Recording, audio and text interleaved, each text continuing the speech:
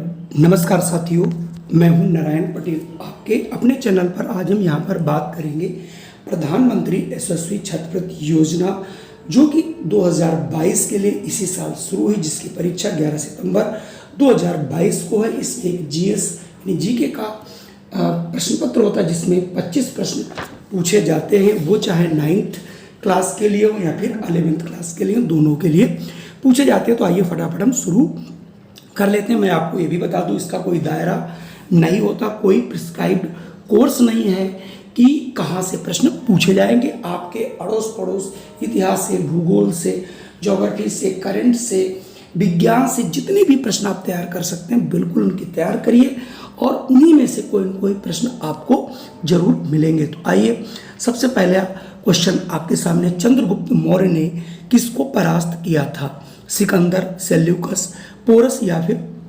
बिंदुसार। और अगर आपने इसे हिस्ट्री में थोड़ा सा पढ़ा है तो आपने सुना होगा सेल्यूकस को जो है चंद्रगुप्त मौर्य ने हराया था। तो यहाँ से ऑप्शन बी सही हो जाएगा। अगर मैं बात करूं, अगला प्रश्न आपको राजधानियों पे जरूर एक प्रश्न मिलेगा।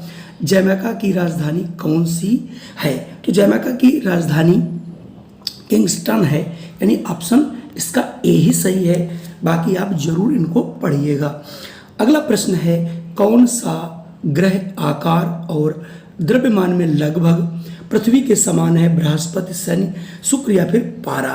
तो इसका सही आंसर बिल्कुल है शुक्र। शुक्र को ही पृथ्वी की बहन या भोर का तारा भी कहा जाता है। चलिए बढ़ते हैं अगले प्रश्न पर। अगला प्रश्न है, ब्राजील किस पदार्थ का सबसे बड़ा निर्यातक है? यानी किस चीज को सबसे अधिक देशों में अपनी चीजों को बेचता है?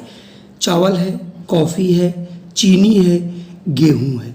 तो आपको यहाँ से ये बताना है कि कौन सी चीज़ आप जो है निर्यात करता है। तो ब्राज़ील जो है वो कॉफ़ी के लिए प्रसिद्ध है, कॉफ़ी को जो है निर्यात करता है।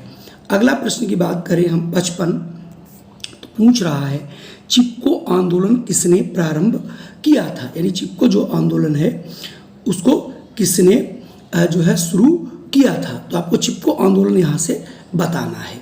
तो चिपको जो आंदोलन है, HN बहुगुणा, सुंदरलाल बहुगुणा, शरद जोशी या फिर AN झा। तो इसका सही आंसर होगा बी, सुंदरलाल बहुगुणा। ये उत्तराखंड के थे और इन्होंने जो है पेड़ों को काटने के लिए पेड़ों से ग्रामवासियों को ले जा करके उनसे चपक जाते थे और कहते थे कि हम पहले हमें काटो, उसके बाद इन पेड़ों को काटो। तो इसलिए बहुत प्रसिद्ध हुए। अगला प्रश्न इंपॉर्टेंट है, साइंस से सभी प्रश्न सभी जो है ये परीक्षाओं में पूछा जा चुका है। कौन से ताप पर सेंटीग्रेड और फ़ारेनहाइट स्केल बराबर होते हैं? -40 degree centigrade plus 40 degree plus 20 -20। इसका सही आंसर है -40 डिग्री सेंटीग्रेड। ऐसा तापमान है जिस पर सेंटीग्रेड और फ़ारेनहाइट बराबर होते हैं। चलिए बढ़ते हैं अगले प्रश्न पर। 57वां है प्रश्न, बल का CGS पद्धति में मात्रक क्या है? यानी बल का जो मात्रक वैसे तो न्यूटन होता है, लेकिन CGS सिस्टम में इसका मात्रक होता है डाइन। इसके आप याद रखना, पाउंड नहीं है, डाइन है इसका, ठीक है।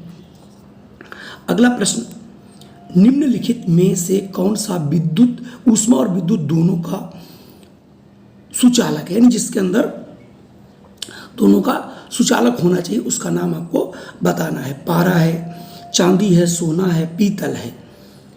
तो विद्युत और ऊष्मा दोनों के लिए अगर देखा जाए तो सबसे उपयुक्त यहाँ पर आपका चांदी है। पर पूछा जा रहा है 22 सोडियम में कितने न्यूट्रॉन होते हैं? वास्तव में आपको मैं बताऊं, वैसे तो यहाँ पर चूंकि इसमें इन्होंने 22 इसका परमाणु भार लिख रखा, हालांकि 23 होता है, ठीक है। और इसमें प्रोटॉनों की संख्या 11 और इलेक्ट्रॉनों की संख्या 11 होती है। इस हिसाब से अगर हम 22 में से 11 घटाते हैं तो 11 आंसर आएगा, यानी बी।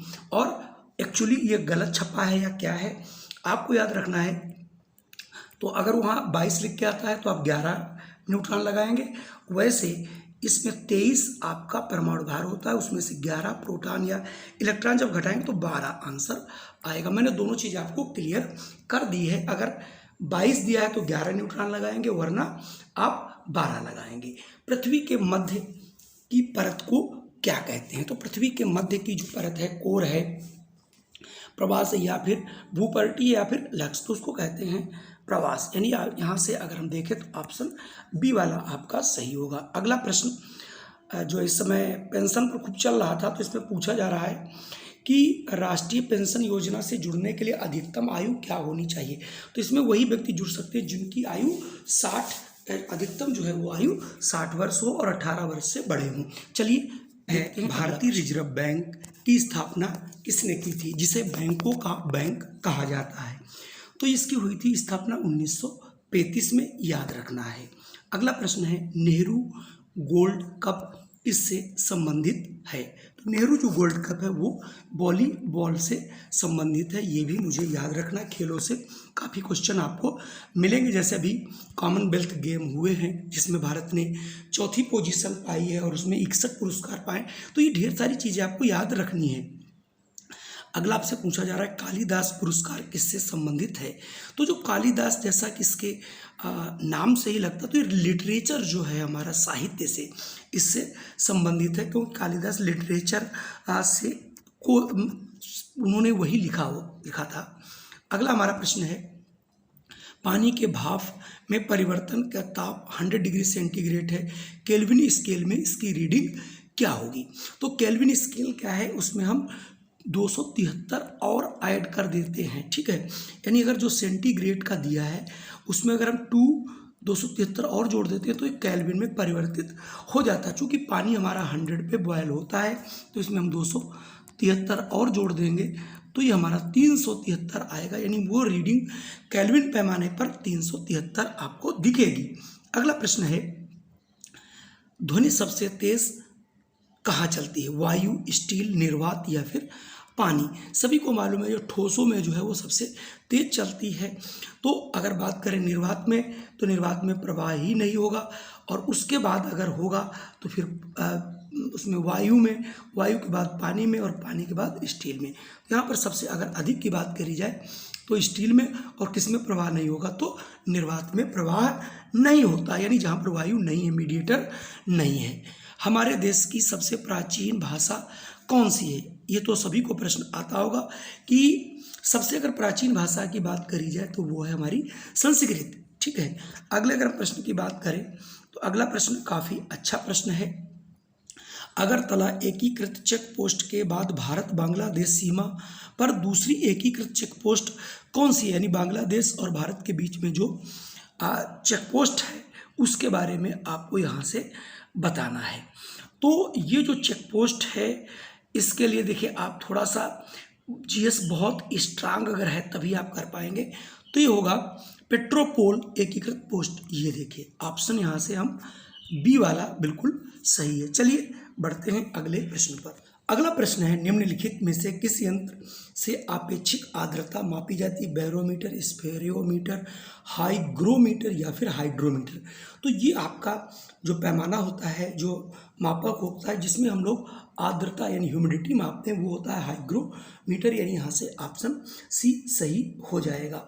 अगला हमारा प्रश्न है, भारत की सबसे बड़ी मौसम विज्ञान प्रयोगशाला कहाँ है। तो मौसम हमने देखा होगा, हम सबसे पहले मौसम की जानकारी ले लेते हैं। तो कहाँ पर इसका सेंटर जो है स्थापित है और सबसे बड़ा भी, तो 70 अगर आपने यहाँ से पढ़ा है पुणे, तो आपका ऑप्शन बिल्कुल सही है। चलिए बढ़ते हैं अगले प्रश्न पर। अगला प्रश्न है 71 कि विश्व का कौन सा देश सबसे अधिक रबर का उत्पादन, ये तो सभी को मालूम होगा, थाईलैंड जो है सबसे अधिक रबर का उत्पादन करता है। ये भी प्रश्न सभी को पता होगा। राष्ट्रपति राज्य सभा में कितने सदस्यों को नियुक्त करता है, ये 12 सदस्यों को नियुक्त करता है, ये भी आपको मालूम होगा। अगला है, एवरेस्ट पर चढ़ने वाली प्रथम भारतीय महिला कौन थी। इसका भी उत्तर आपको जरूर मालूम होगा, बछेंद्री पाल का नाम सभी ने सुना है, क्लास 5 में भी इनका जिक्र है। अगला प्रश्न, गोवा कब स्वतंत्र हुआ, इसके बारे में भी थोड़ा सा अगर संविधान आपने देखा है तो उसमें भी, और जीएस के तौर पर भी, यानी भारत बहुत पहले स्वतंत्र हुआ, लेकिन गोवा कब स्वतंत्र हुआ ये थोड़ा सा, तो गोवा जो स्वतंत्र हुआ था 1964 में हुआ है। अगला प्रश्न, पानी के भाप में परिवर्तन के लिए 100 डिग्री सेंटीग्रेड है केल्विन में। ये दोबारा प्रश्न छप गया है, इसके पहले भी आया था, इसका हमने बताया था 273 जोड़ करके केल्विन पैमाने पर इसका मान निकाल लेते हैं। तो ये थे आपके 25 प्रश्न और आप करंट के प्रश्न जरूर पढ़िए। हालांकि मैं करंट के आपको 25 से 30 प्रश्न जनवरी से लेकर के अभी तक के लेकर के आऊँगा 2-3 दिन के अंदर, जिसमें से आपको प्रश्न मिलने की पूरी संभावना रहेगी। जय हिंद, वंदे मातरम। फिर मिलता हूँ एक नई वीडियो के साथ।